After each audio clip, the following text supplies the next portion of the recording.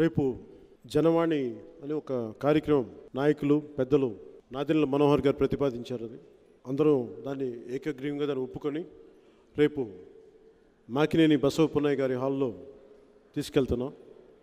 అసలు అది మొదలు పెట్టడానికి కారణం ఒకటే చెప్పి ముగిస్తాను.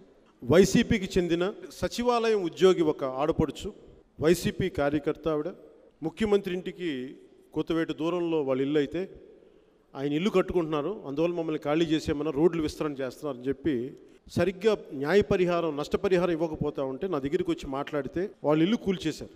ఆ రోజు మాట్లాడితే మళ్ళీ ఈసారి ఇంకో కొత్త దీంతో వచ్చింది. నేను వెళ్తుంటే రోడ్డు మీద వెళ్తుంటే మన ఆఫీస్ ముందు ఒక లెటర్ విసిరేశారు. చూస్తే పాప చెల్లి విసిరేసింది.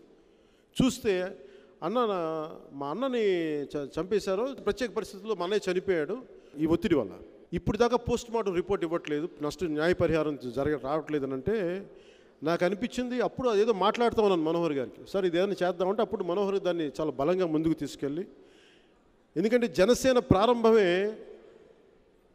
కామన్ మెన్ ప్రొటెక్షన్ ఫోర్స్ అనే ఆలోచనతో వచ్చింది. గొప్ప గొప్ప పారిశ్రామికవేత్తలని లేదంటే రక్షించడానికి లేదు జనసేన. సగటు మనిషి కష్టపడుతుంటే వాళ్ళకి అండగా ఉండడానికి జనసేన ఉంది.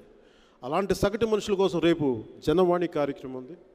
అందుకని భయపడకుండా నిర్భయంగా ఎవరన్నా ముందుకు వచ్చినా సరే 10 గంటల నుంచి 3 గంటల లోపు ఖచ్చితంగా అందరూ స్వీకరించి, ఎవరన్నా మిగిలిపోతే మళ్ళీ వచ్చే ఆదివారం మళ్ళీ తీసుకుంటాం.